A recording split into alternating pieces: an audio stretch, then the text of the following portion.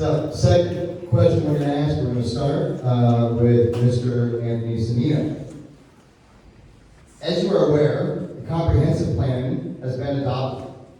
What amendments would you like to see made to the zoning code to bring it into conformity with the goals of the comprehensive plan? Are you sure I'm supposed to go? No, we are. Yeah, we're actually, so Because I started, I didn't start. we're rotating back and forth, so yes. Can you repeat that question? I can. As you are aware, the comprehensive plan has been adopted. What amendments would you like to see made to the zoning code to bring it into conformity with the goals of the comprehensive plan?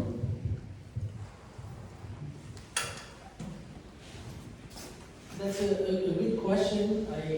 I can honestly say I'm not well versed with all of the comprehensive plan, but with regards to the zoning code, and I'm a little stumped. I'm going to think of this one here.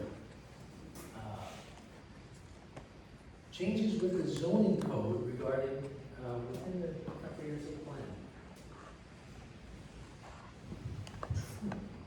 I'm going to have to pass on this one here. Fair enough. Just to clarify, I do think the question, I think they're trying to ask if there's anything that you would like to see changed within the code so that it can be conforming to the comprehensive plan.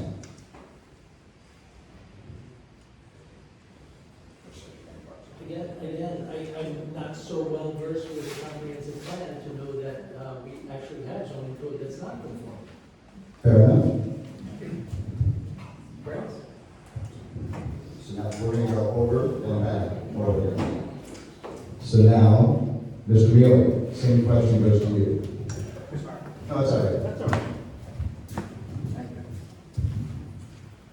With respect, as a public library worker, I want to make sure the public knows how to get information. It's on the town website, and every public library has a copy of the comprehensive plan. And it is a complicated question.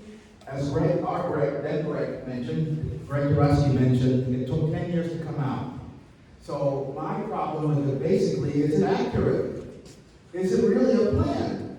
Or is it a used to be plan?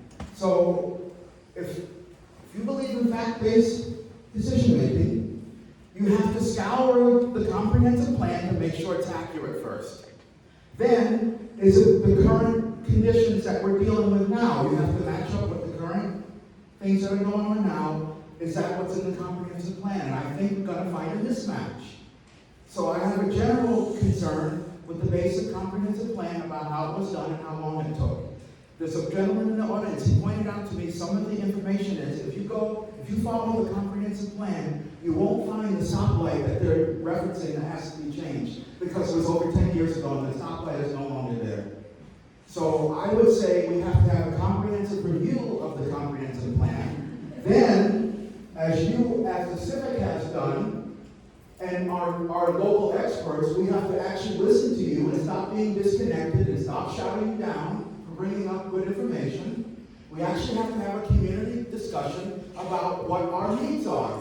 And I'm not willing to say I'm an expert on coding. We have experts in our community that can be part of the community discussion to get it right. And it's no excuse to have a comprehensive plan that's over 10 years old, and it has to be reviewed. Thank you, Mr. Mueller. Mr. Williams, would you like the question repeated? No, thank you.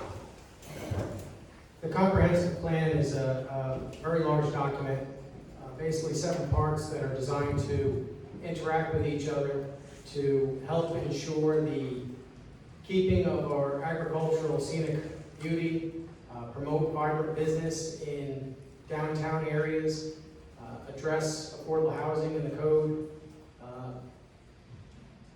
It's a document that did take a long time and had a lot of public input. One of the reasons it took so long was we had many public input hearings and forums where people share their ideas, the community to share their ideas where we should be headed. The one place I could see is affordable housing is very important to me, and we should dig into the code to see if there's any opportunities for private business to create affordable housing in downtown or halo areas. And if we have to make some minor code changes or tweaks to accomplish that, you want to have that affordable housing in downtown areas where you can walk to public transportation, you can walk to your supermarkets, post office. That would be one thing that would be of interest to me in changing the code to meet up with the goals of the comprehensive plan. And keep in mind that change is inevitable. So yes, it was started 10 years ago. It did take a long time. And we, as a community, we do change. And moving forward, we'll address those changes using best practices with the best knowledge we have at the time. Thank you, Mr. Williams. Mr. Dorowski. Would you like the question repeated? No. Thank you. So as Brian eloquently pointed out, this comprehensive plan took 10 years. Initially, it was only supposed to take 2 years. And last election cycle, I remember sitting in Orient in Mattituck-Laurel, and a planner from Marion County got up and offered to serve on an implementation committee. Because a plan without implementation doesn't really do us much good. There's this phrase in business that talking strategy is for amateurs, but execution is for professionals. And I think when it comes to our community, we need to execute the goals stated in the plan. I would think my opponent, Mr. Sanino, would be aware that our code has contradictory definitions as it relates to agricultural uses. The definitions are the basis of code. And if there are contradictions,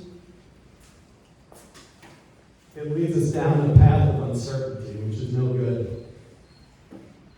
Now, in terms of specific things that we should do with the comprehensive plan, I think we need to start with a comprehensive build-out analysis of Southold town.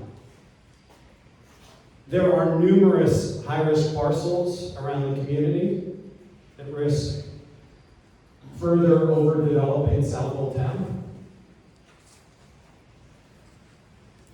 And I think, thank you. So yes, build out analysis first, making definitions that agree with each other, fostering smart growth strategies. Thank you, Mr. Dorowski. That's why that bell, man.